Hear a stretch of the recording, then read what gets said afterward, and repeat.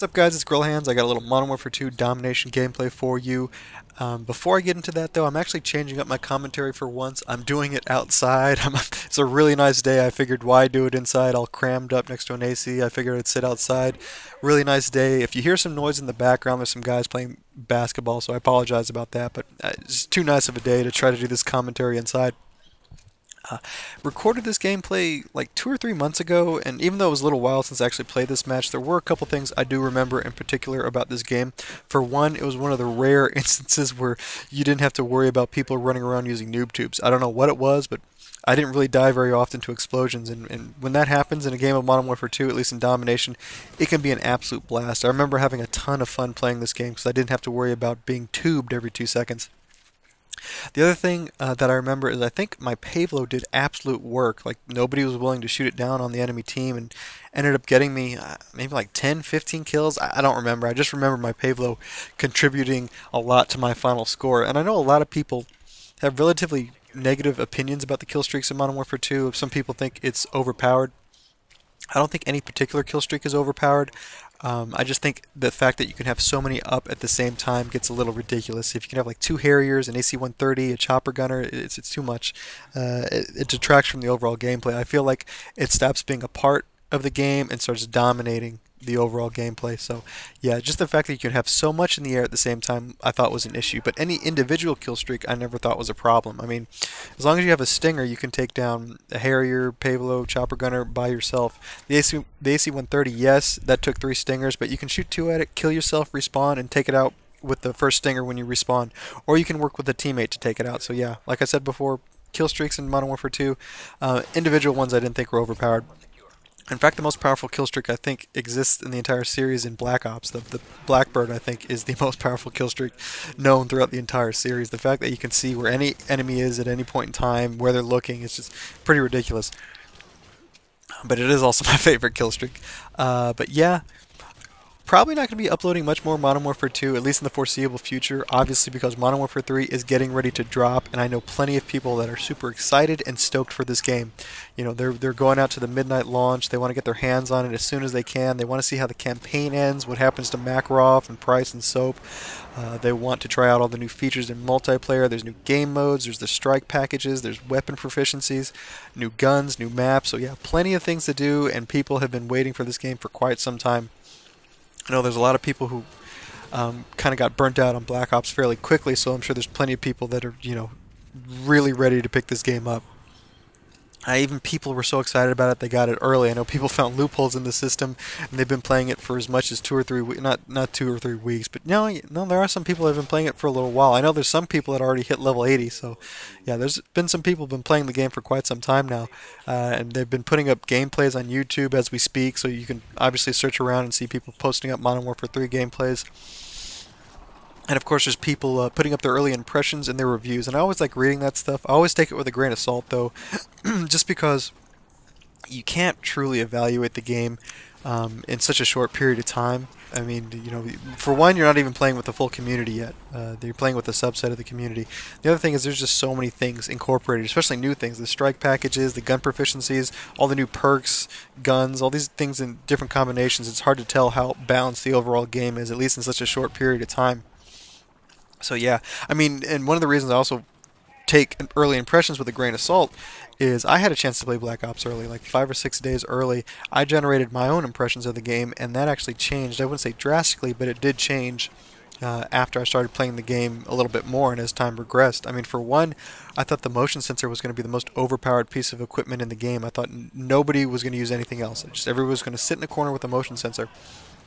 And yeah, to some extent, that did kind of happen in Black Ops. There was definitely plenty of ghost campers utilizing it, but it didn't happen nearly to the extent that I thought it did.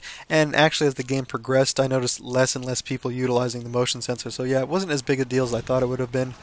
What else? Oh yeah, the care packages. That's one thing that actually I did notice and they changed. I thought that was going to be too overpowered. The fact that you could re-roll a SAM turret, a sentry gun, a care package, or a Strela launcher, all those things combined to possibly get dogs or a chopper gunner or a gunship. A lot of people in the community seem to agree, and they actually patched that as well. So yeah, things kind of change as time goes on. That's why I take these reviews with a grain of salt.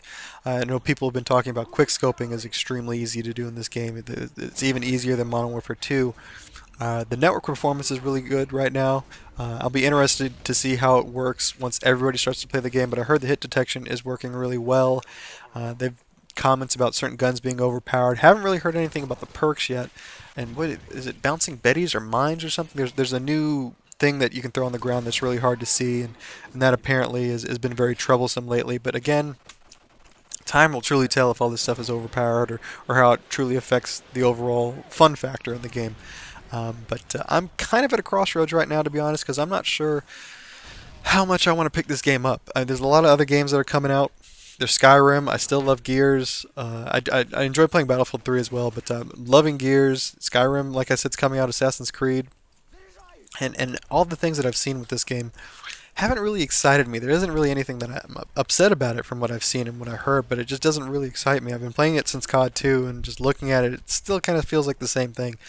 So I don't know. And the other thing I'm kind of worried about is I don't want to spend money on the game and have it be a repeat of Modern Warfare 2. And what I mean by that isn't so much the gameplay, but the fact that the developers don't work for the community, or they don't try to help the community out. They don't, they'll leave a glitch unfixed for over a year.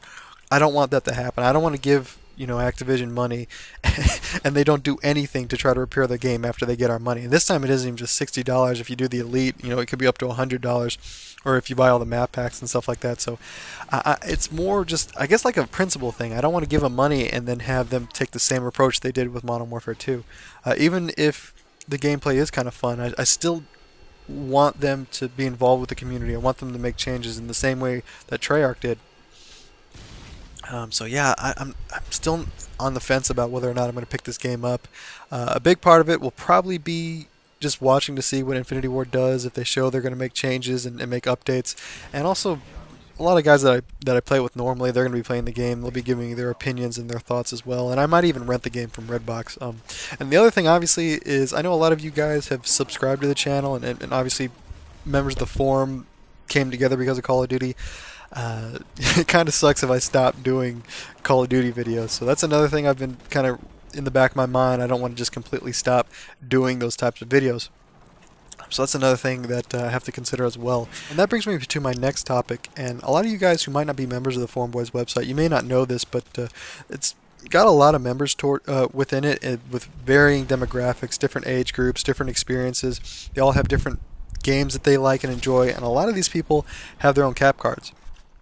And I'm wondering how much more variety would you guys like to see on the channel? Because honestly, I think that's one of the strengths of this channel, is we've got so many different resources to draw upon to show different types of gameplay. Even within Call of Duty, these guys have all different play styles that could be thrown up there and different things they can talk about. But it doesn't have to be limited to Call of Duty as well.